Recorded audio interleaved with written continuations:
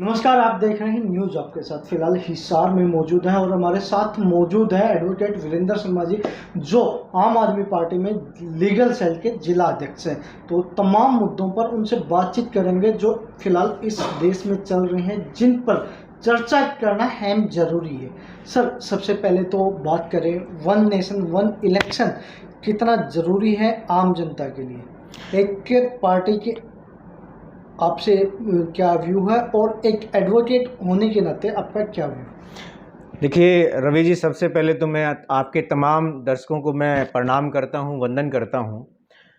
और अगर आपने पूछा कि वन इलेक्शन और वन नेशन की अगर हम लोग बात करें तो दो पॉइंट ऑफ व्यू से आपने मेरे से पूछा है कि एक सामान्य नागरिक होने के नाते और एक पार्टी का जिला अध्यक्ष होने के नाते आपका क्या विचार है। तो मैं आपको सामान्य नागरिक होने के नाते पहले बताना चाहूंगा, क्योंकि मैं एडवोकेट से पहले एक सामाजिक और एक सामान्य नागरिक हूं। तो रवि जी, इसमें अगर मेरा अपना मत अगर आप लोग पूछते हैं तो वन नेशन वन इलेक्शन से पहले अगर हिंदुस्तान के आवाम के लिए, जनता के लिए अगर कोई करने के लायक अगर कोई काम है तो वो जो हमारे आदरणीय अरविंद केजरीवाल जी ने कहा है कि वन नेशन वन एजुकेशन। देखिए, किसी भी समाज को, सोसाइटी को, संगठन को चलाने के लिए इस देश की जनता को अगर मूलभूत सुविधाओं से हम दूर रखेंगे, उसमें शिक्षा एक उनकी सबसे बड़ी आज की समय की आवश्यकता है। मूलभूत सुविधा हम उसको कह सकते हैं, अच्छी शिक्षा, क्वालिटी ऑफ एजुकेशन। इस देश को 75 साल 1947 के अंदर ये देश आजाद हुआ और आज तक कितनी तमाम सरकारें आई, किसी ने भी क्वालिटी ऑफ एजुकेशन के ऊपर ध्यान नहीं दिया। ठीक है, प्राइवेट दौर आया, बहुत सारे स्कूल आपने मॉडर्नाइज कर दिए प्राइवेट सेक्टर के लिए, इन्वेस्टमेंट भी आया, लेकिन आपके गवर्नमेंट स्कूलों का क्या हालात आज आप लोग देख रहे हैं। तो मैं ये चाहता हूं कि अगर गवर्नमेंट के पास इतना बड़ा इंफ्रास्ट्रक्चर है, गवर्नमेंट के पास इतने हाईली क्वालिफाइड टीचर हैं, तो क्या क्वालिटी ऑफ एजुकेशन इस देश के अंदर क्यों नहीं हो सकता। और वो क्वालिटी ऑफ एजुकेशन की अगर हम बात करें तो मैं ये चाहता हूं, मेरा अपना विचार ये है कि इस देश के सबसे गरीब तबके के और सबसे अमीर को एक ही तरह की एजुकेशन का अधिकार होना चाहिए। और यही मेरा एज ए एडवोकेट होने के नाते मेरा अपना मानना है, मेरी सोच है कि हर इंसान को, जब इस हिंदुस्तान के अंदर जो बच्चा पैदा होता है तो उसका एक मूलभूत अधिकार यही है कि राइट टू एजुकेशन। और वो आज के समय में सबसे जरूरी जो काम है किसी भी सरकार को करने के लिए, वो अच्छी शिक्षा, क्वालिटी ऑफ एजुकेशन प्रोवाइड करवाना सबसे बड़ा दायित्व सरकारों का बनता है। और सबसे बड़ा अधिकार की अगर कोई बात करें बच्चे का, तो एजुकेशन का वो अधिकार सबसे बड़ा बनता है। तो वो वन नेशन वन इलेक्शन से पहले वन नेशन और वन एजुकेशन सिस्टम लागू करना इस देश के लिए बहुत बड़ी आवश्यकता है। तो पहले उसकी चर्चा ना करें, हम पहले वन नेशन और वन एजुकेशन की बात करें। उसके बाद अगर कोई बात करने लायक है हिंदुस्तान के अंदर, तो वो एक देश और एक इलाज पॉलिसी की हम बात करें। एक देश होगा, उसके अंदर सबको समान तौर पे इलाज मिलना चाहिए, ऐसा अधिकार हमारा होना चाहिए कि एक आदमी सामान्य परिवार में जन्म लेता है, किसी गरीब परिवार में जन्म लेता है, तो बड़े बड़े हॉस्पिटलों में वो इलाज नहीं करवा सकता, विदेशों से ट्रीटमेंट नहीं ले सकता। तो जितने भी प्राइवेट हॉस्पिटल हैं उनमें लाखों रुपए इलाज के लिए लगता है रवि जी। तो एक मामूली से आदमी पे तो लाखों रुपए है नहीं ना। तो बीमारी तो अमीर और गरीब देखकर नहीं आती, बीमारी तो ऐसी गरीब में आती है, ऐसी अमीर में आती है।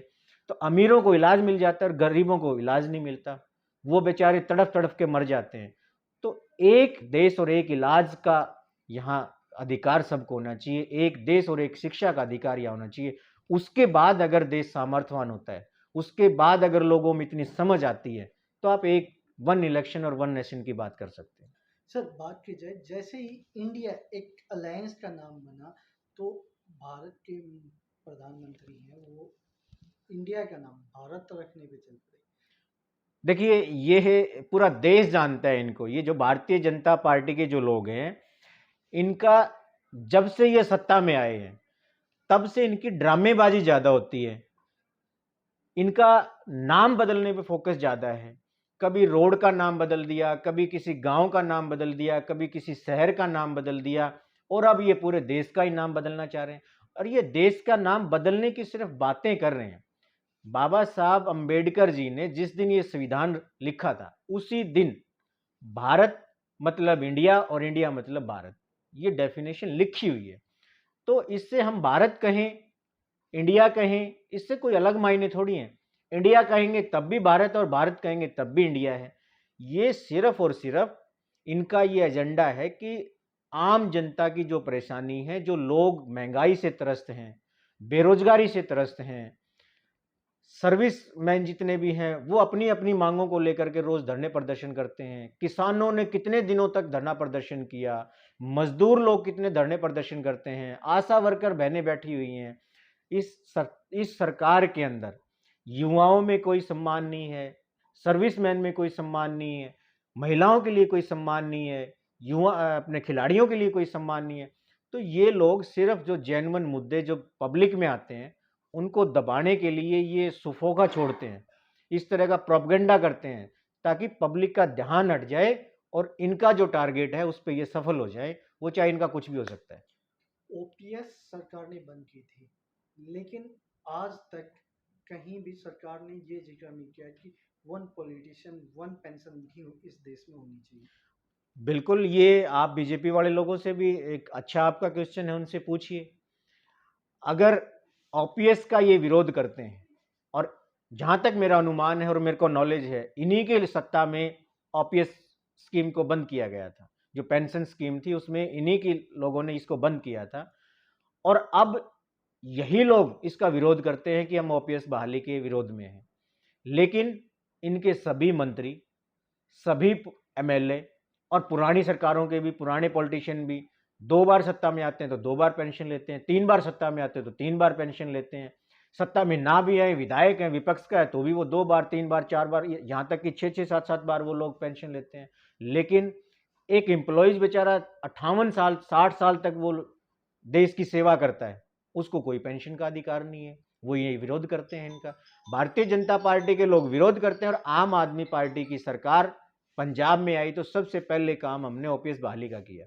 हरियाणा के अंदर भी हम इसको समर्थन करते हैं कि जैसे ही आम आदमी पार्टी की सरकार हरियाणा में आएगी, ओपीएस बहाली का हम लोग काम करेंगे।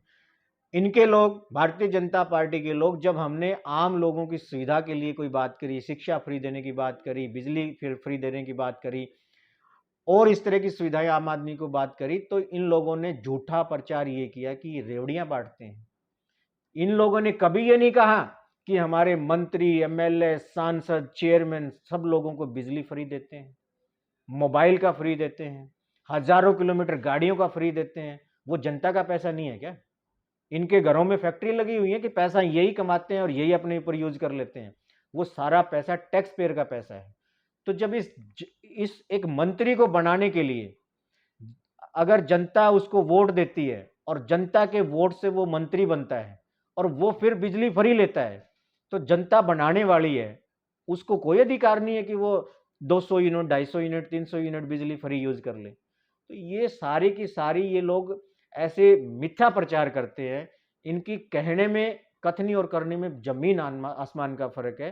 तो ये लोग झूठे प्रचार में विश्वास रखते हैं, प्रोपगेंडेबाजी में विश्वास रखते हैं, और ये लोग उस लिए काम कर रहे हैं कि वन मैन और वन नेशन, एक आदमी पे पूरी सत्ता, पूरी पावर, पूरा पैसा और पूरा फोकस्ड हिंदुस्तान में है तो एक आदमी के ऊपर है, बाकी सब लोग परेशान हैं।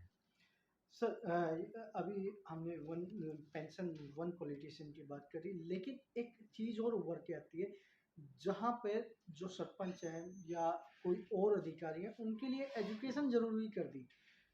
सांसद विजेंद्र सिंह से जब पूछा गया है कि प्रधानमंत्री या एमएलए एमपी के लिए एजुकेशन होना अनिवार्य है, तो उन्होंने कहा कि नहीं, कोई जरूरी नहीं है। लेकिन वहीं अरविंद केजरीवाल जी कहते हैं कि देश के प्रधानमंत्री को पढ़ा लिखा होना चाहिए। इसमें क्या देखिए, अगर आदिकाल से हम लोग बात करते हैं डेवलपमेंट की, अगर डेवलपमेंट की बात करेंगे तो ओवरऑल अगर इस पूरे विश्व की संरचना इस तरीके से हो चुकी है कि अगर आपको किसी चीज में compete करना है, अगर आपने पूरे विश्व के साथ ताल में ताल मिला करके चलना है, जिसको आपने अपने देश को अगर पूरा डेवलप्ड कंट्री बनाना है, जो हम राग पिछले कई सालों से सुनते आ रहे हैं और पॉलिटिकल लोग उसको लापते हैं कि हम डेवलपिंग कंट्री हैं, तो शिक्षा का अहम योगदान है उसके अंदर।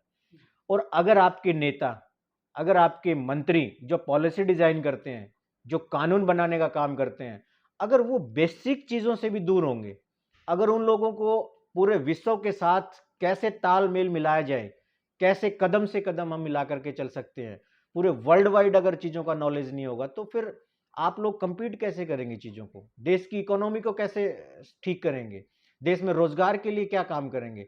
तो ये जरूरत बन चुकी है। किसी आदि काल में हो सकता है एक राजा अनपढ़ होगा, काम चल जाता है, क्योंकि मैक्सिमम जनता उसकी अनपढ़ होती थी। हम डेवलपिंग नहीं कहते थे अपने आप को, आज हम डेवलपिंग से डेवलप्ड कंट्री की ओर जा रहे हैं और पूरे विश्व के अंदर एजुकेशन का इतना महत्व बढ़ चुका है, तो हिंदुस्तान को भी एजुकेशन का महत्व बढ़ाना पड़ेगा और ये मानना पड़ेगा कि आपके नेता, आपके मंत्री, आपके सांसद और आपके प्रधानमंत्री को पढ़ा हुआ होना जरूरी है। अगर वो अच्छा पढ़ा हुआ इंटेलिजेंट होगा तो वो चीज़ों को समझ सकता है अच्छे तरीके से। अदरवाइज तो वही होगा जो आज देश में हो रहा है कि आपके बाबूजी कुछ लेकर के आएंगे, बाऊ लोग आपको बताएंगे कि कहाँ साइन करने हैं और जनाब वही साइन कर देंगे और देश ऐसे ही चलता रहेगा। जी। तो फिलहाल तमाम मुद्दों पर हमने वीरेंद्र जी से बातचीत की। तो वीरेंद्र जी के कितने आप सपोर्ट में हैं, कितनी आम आदमी पार्टी की नीतियों से आप प्रभावित हैं और आपकी अपनी क्या राय है इन तमाम मुद्दों पर, कमेंट में जरूर बताएं और देखते रहें न्यूज़ आपके साथ।